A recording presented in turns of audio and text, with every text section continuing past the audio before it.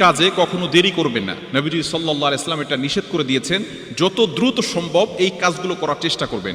আমরা সব সময় একটু ধীরে সুস্থে কাজ করার চেষ্টা করব। তবে এই তিনটি বিষয় নবীজি সাল্লাল্লাহু আলাইহি ওয়াসাল্লাম তাড়াহুড়া করার জন্য নির্দেশ করে দিয়েছেন, এগুলোতে দেরি করতে নিষেধ করে দিয়েছেন। হযরত আলী রাদিয়াল্লাহু তাআলা থেকে হাদিসটি এসেছে, তিরমিজি শরীফের ভিতরে হাদিসটি এসেছে এবং মিশকাতের ভিতরেও এই হাদিসটি রয়েছে।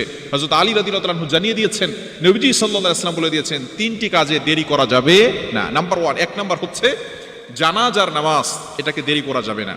জানাজার নামাজ অর্থাৎ যদি কেউ দুনিয়া থেকে বিদায় নেয়, আমরা অনেক সময় জানাজার জন্য অনেক সময় ধরে ওয়েট করে থাকি, অনেক সময় ধরে অপেক্ষা করে থাকি এবং যত দ্রুত সম্ভব এই জানাজার নামাজ আদায় করে তাকে দ্রুত দাফন করে দেওয়া, এটাই হচ্ছে নবীজি সাল্লাল্লাহু আলাইহি ওয়াসাল্লামের আদর্শ, নবী সাল্লাল্লাহু আলাইহি ওয়াসাল্লামের সুন্নাহ। কেননা সে যদি জান্নাতি হয় তাহলে আপনি জান্নাত থেকে, জান্নাতের নিয়ামত থেকে তাকে আপনি একটু দেরি করাচ্ছেন, আর যদি সে জাহান্নামী হয় তাহলে জাহান্নামের আযাব থেকে আপনি তাকে দেরি করাচ্ছেন। এই জন্য অবশ্যই এই বিষয়গুলো খেয়াল রাখতে হবে।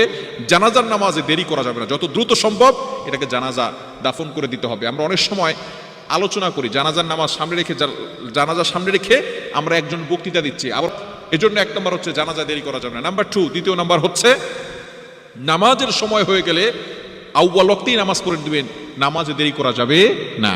নবীজি সাল্লাল্লাহু আলাইহি ওয়াসাল্লাম জানিয়ে দিয়েছেন, মিশকাত শরীফের হাদিস এবং অন্যান্য হাদিসের কিতাবের ভিতরে এসেছে, আল্লাহ তাআলার কাছে সবচেয়ে প্রিয় আমল হচ্ছে as-salatu li ওয়াক্তিহা, সময় মতো নামাজ পড়া। আপনি যখনই নামাজের সময় হয়ে যাবে দেরি করবেন না, আপনি নামাজটা পড়ে নেবেন, দেরি করবেন। আমরা অনেক সময় দেরি করি যে এখন তো সময় আছে, 8টার সময় নামাজ, অর্থাৎ 8টার সময় নামাজ, আপনি দেরি করতে করতে রাত 12টা বাজিয়ে ফেলছেন, এখন নামাজের রক্ত শেষ হয়ে গেছে। এরকম হয় কি হয় না?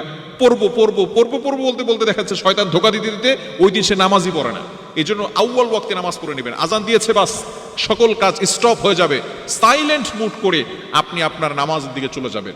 মসজিদ যখন ডাকে হাইয়া আলাস সালাহ, হাইয়া আলাল ফালাহ, কাম টু দ্য সাকসেস, সফলতার দিকে আসো, কল্যাণের দিকে আসো, আমরা সাথে সাথে কিন্তু চলে যাব। এই জন্য এই কাজটাই দেরি করবো না, নামাজে যখনই সময় হয়ে যাবে তখনই নামাজ পড়ে নেব। নাম্বার 3, তৃতীয় নাম্বার হচ্ছে মোস্ট ইম্পর্টেন্ট, সেটা হচ্ছে প্রাপ্তবয়স্ক যদি সন্তান হয়ে যায় এবং যদি কুফু মিলে যায় তাহলেই আর দেরি করবেন না, সাথে সাথে বিয়ে দিয়ে দিবেন আপনার সন্তানকে। কিন্তু বর্তমানে আমরা এই বিয়েটাকে কঠিন করে ফেলেছি। জেনাকে করেছি সহজ আর বিয়েকে করেছি কঠিন। বিয়ে হচ্ছে ইসলামের সহজ, জেনা হচ্ছে কঠিন। এজন্য আমরা বর্তমানে জেনাটাকে সহজ করে ফেলেছি আর বিয়ে করতে অনেক কঠিন করে ফেলেছি। বিয়ে করতে এই লাগবে, সেই লাগবে, বয়স হতে হবে, মা বাবার থাকতে হবে, বিভিন্ন ধরনের অজুহাত আমরা সেখানে দিচ্ছি। খবরদার, বিয়েটাকে সহজ করে আপনার সন্তানের যখন প্রাপ্তবয়স্ক হবে তখন তাকে বিয়ে করিয়ে দিবেন। বিয়ে করলে আল্লাহ পাক রব্বুল আলামিন সম্পদের ভিতরে বারাকা দান করেন এবং আল্লাহ তাআলা গরীব থাকলে ধনী বানিয়ে দেন।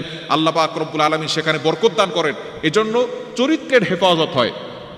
আপনার সন্তান যদি বিয়ে না করে, কোনো গুনাহের কাজ করে, কলেজে গিয়ে অথবা বিভিন্ন জায়গায় চাকরিতে আছে সেখানে গুনাহের কাজ করতেছে, তার একটা গুনাহের পার্সেন্টেজ আল্লাহ তাআলা আপনার আমলনামায় দিয়ে দিবে। এই জন্য কুফু মিলে গেলে, প্রাপ্তবয়স্ক হলে দ্রুত বিয়ে করে দিবেন, এটাকে দেরি করা যাবে না। এই তিনটি কাজে দেরি করবো না। এক নাম্বার কি বলেন তো? জানাজা নামাজে দেরি করা যাবে না। দ্বিতীয় নাম্বার, নামাজের রক্ত হয়ে গেলে দেরি করা যাবে না। তৃতীয় নাম্বার কি? তৃতীয় নাম্বার হচ্ছে যখনই কুফু মিলে যাবে প্রাপ্তবয়স্ক হলে বিয়ে দিয়ে দিবেন। আল্লাহ তাআলা আমাদের সকলকে বুঝে আমল করার তৌফিক দান করেন।